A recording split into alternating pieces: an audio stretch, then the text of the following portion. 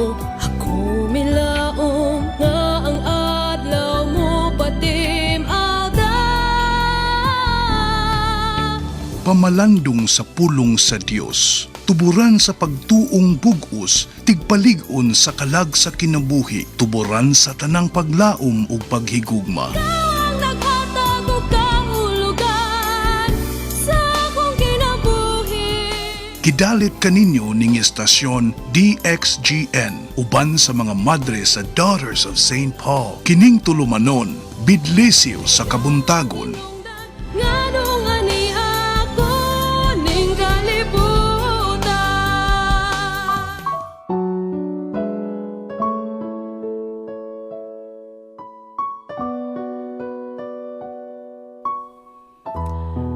Apan ikaw mapasayloon o Diyos sa Israel. Maayong buntag kaninyong tanan mga kaigsuunan, aniya na usab kita ni atong tulumanon Bidlisyo sa Kabuntagon. Og magpasalamat kita nga aduna kitay mga kauban ning atong programa, si Rose Caballero usab ang atong technical engineer dinhi ni atong istasyon DXGN, ug usab si Arvin Borla. Og kaninyong tanan nga naminaw nining atong tulumanon, malipayong buntag kanatong tanan. Lunes na usab diin kita mamalandong sa pulong sa Dios. Magampo kita. O Ginoo, among hinabang ug mag-aagak. Himua ang among mga kinabuhi nga magbarog diha sa imong gugma. Ug ang among gugma kanimo mulutaw unta diha sa among kadasig sa pagbuhat og maayo alang sa uban. Kini among gipangayo pinaagi sa among Ginoong Hesukristo imong anak, nga buhi og hari uban kanimog sa Espiritu Santo, Dios nga usa hangtod sa kahangturan. Amen. Kinutlo gikan sa Ebanghelyo sumala ni San Lucas, uluhan 11, tudling 29 ngadto sa 32. Sa nagkadaghan ang mga tawo, misugod si Hesus sa pag-ingon. Kining kaliwata mo isa kakaliwat nga daotan. Mangita siya usa ka timaan. Apano ay timaan nga ihatag kanila gawas sa timaan ni Hunas. Kay maingon nga si Hunas nahimong timaan alang sa mga tao sa Ninive. Ingon man usab ang anak sa tao alang niining kaliwata. Ang reyna sa habagatan mubarog pagsudya sa mga tao niining kaliwata ug musudya kanila. Kay mipanaw siya gikan sa katumuyan sa kalibutan aron pagpamati sa kaalam ni Salomon. Ug ani ay labaw pa kang Salomon. Ang mga tao sa Ninive mubarog pagsudya nining kaliwata ug musaway niini. Kay sila naghinulsol sa pagwali ni Hunas. Ug ani ay labaw pa kang Hunas. Ang Ebanghelyo sa Ginoo.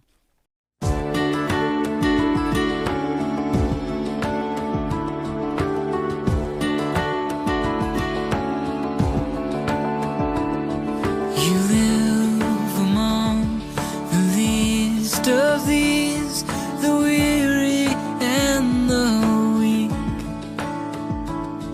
and it would be a tragedy for me to turn away.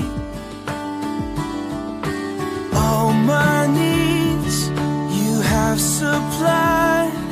When I was dead, you gave me life. How could I not give it away so freely? And I'll follow you into the homes of the broken. I'll follow you into the world. I'll meet the needs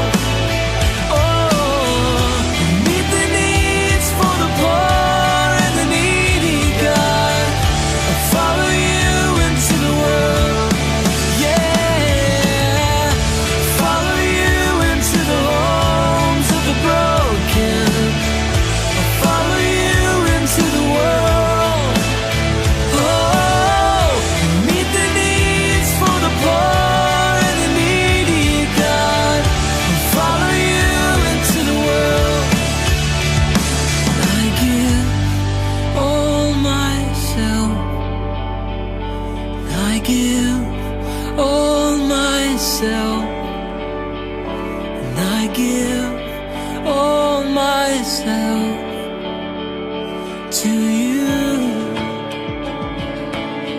Oh, and I give all myself. Yes, I give all myself. And I give all myself to you. And I'll follow you into the homes of the broken. I'll follow you into the world. I'll follow you. Meet the needs for the poor and the needy, God. I'll follow you into the world. I will follow. I'll follow you into the homes of the broken. Follow you into the world. Meet the needs for the poor and the needy, God.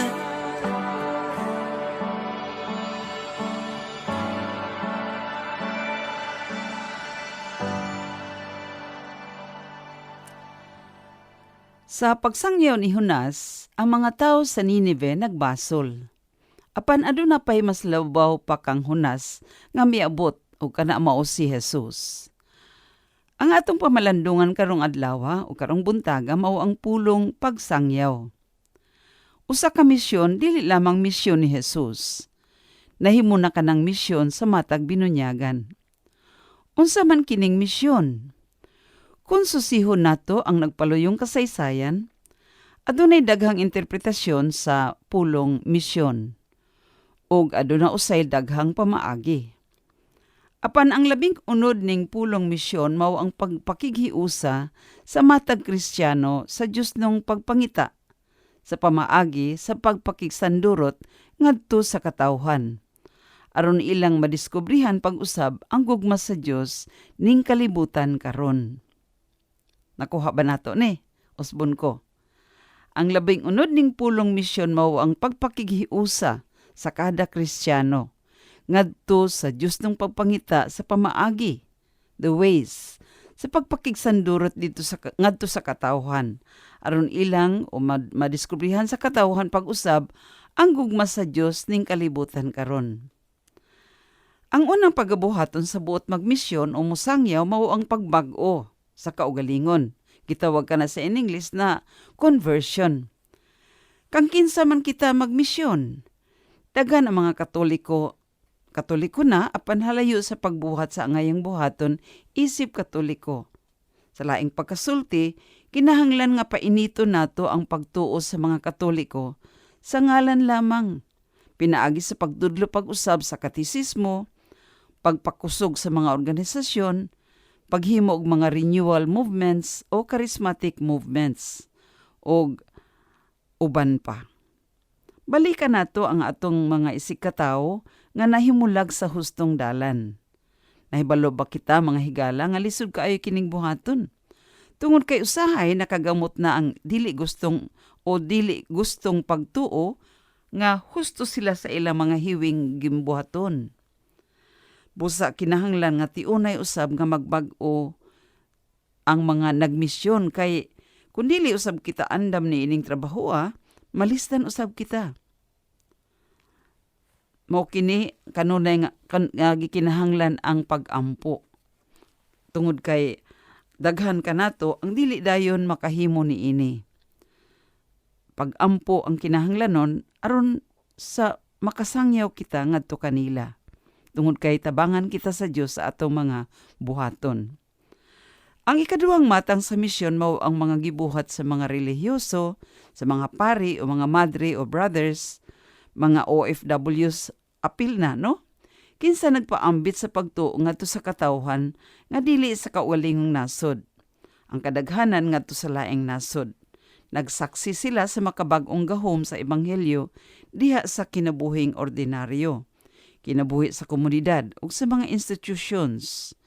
Nagmalaumon nga kadtong wala makaila kang Kristo, makatuon usab sa ilang pagtuo. Kining pamaaging misyon nga sama ni San Pablo nagpunting sa mga taong walay gituuhan. Kadto mga tawo nga nagtuo lamang sa siyensya. Mga tawo nga anaa sa sektor sa sekular nga kultura. Kanang anaa sa social media. Nga unta makadawat sila sa mensahe pinaagi sa pagkinabuhi sa mga tumutuo, mga Kristiyanong nagpuyo sa kinabuhi ni Kristo. Ang ikatulong kahulugan sa misyon mawang hagit nga gipadayag ni Papa Francisco.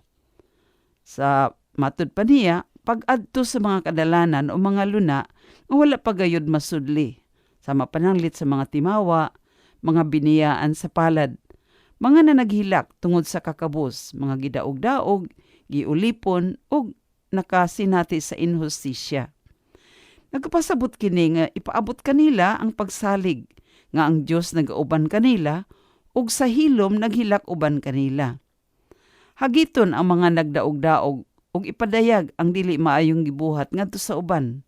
Tungod lamang kay ang ilang pagtanaw sa isig katawo, mga galamiton lamang, alang sa ilang pagpaburot sa tiyan. Ang mga misyonaryon maningkamot sa pagpangita og pamaagi sa pagbag-o sa estruktura nga nagpadayon sa gahom sa sala.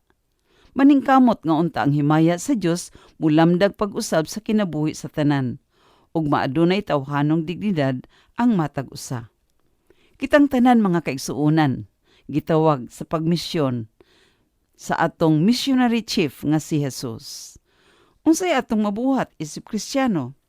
Sa ginagmay nga paagi mahimo kitang magdala sa Biblia ngadto sa uban aron makabasa ang tanan. Share a Bible a day. Daghan pa hangtod karon ang wala pa gyud makagunit sa Biblia. Ayaw kini itago sa suok nga mapuno sa ok-ok. Ibalita kini ngadto sa uban. Bisan dili nato isangyaw, we can share a Bible. Ilabi na nga adunay mga grupo nga nagabuhat niini. Dabangi sila sa pagpaambot bisan usa lang ka Biblia matag bulan. Bisita sa mga Madre sa Daughters of St. Paul, ngay nagalibot sila sa tibuok Davao, Cotabato, Kidapawan ug uban pang mga lugar aron mga hatag og free Bible sa kada pamilya, labaw sa tanan mga sakop sa JKK. Mahimo kitang mosimba matag Domingo, diin makita kita sa uban nga nagaampo, nagasimba ug nagapasalamat sa Dios. Ang makakita kanato maingganyo usab sa pagpasalamat sa Dios. Mga higala kon ang tao naghupot kang Kristo ug ang basahon mahitungod kang Kristo nga mao ang Biblia ug nahiapil sa usa ka simbahan, siya mao ang sumusunod sa gingharian sa Dios ug maiya ang tanang pribilehiyo nga gikan sa Dios. Apan kung nagpasagad siya ug midumili kang Kristo, sama siya sa mga Hudeo nga gikondenar ni Jesus. Pagsusi, isip binunyagan, abli ba ang atong kasing-kasing sa pagtabang sa uban aron mo lambo ang ilang pagtuo? Mihatag ba kita og bisan usa ka balasahon o magasin mahitungod sa mga santos ngadto sa atong isig katawo ug mahitungod sa Dios ug kang Hesus nga atong gituuhan? Magampo kita.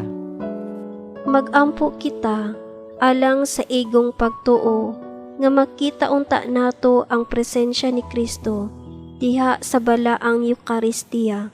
Sa matag pangamuyo kita muingon, dungagi ang among pagtuo, Ginoo. Nga ang simbahan mahimo untang buhing ilhanan sa presensya sa Dios dinhi sa kalibutan. Magampo kita sa Ginoo. Dungagi ang among pagtuo, Ginoo. Nga sama sa rayna sa habagatan, nga ang mga pangulo sa kanasuran, mamati unta sa kinaadman sa Diyos ng pagtulunan. Magampo kita sa Ginoo. Dungagi ang among pagtuo, Ginoo. Nga sama sa mga taga Nineve, maghinusol unta kita sa atong mga sala, ug mubalik ngadto sa Dios. Magampo kita sa Ginoo. Dungagi ang among pagtuo, Ginoo. Nga sa adlaw sa paghukom, ang mga magtutuong nangamatay, mamangon unta sa pagdawat sa kinabuhing dayon. Mag-ampo kita sa Ginoo.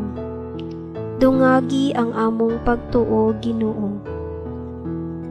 Langit nung Amahan, pagkakahibulungan sa imong mga buhat, matag adlaw, dili na unta kami mangayog lain pang ilhanan sa imong gugma, nga gipadayag ni Kristo nga among Ginoo. Amen. Mga higala, daghang salamat sa inyong pagpaminaw ning atong Bidlisyo sa Kabuntagon. O hinaot nga doon na kita nakutlo karong adlaw, din atong mabansay pag-usab karong adlaw usab, no? So kini ang inyong higala si Sister Rica sa mga Madi sa Daughters of St. Paul, kauban si Rose Caballero, kauban si Arvin Borla, usab kauban usab si Carl nining atong stasyon DXGN. Kaninyong tanan moingon ako o kami malipayong adlaw sa Huwebes. Unsa na imong giinom, Arvin? Walay lain. Ang kaping may sinabi. Dreamvet 8-in-1 Coffee. Available sa tanang pharmacies.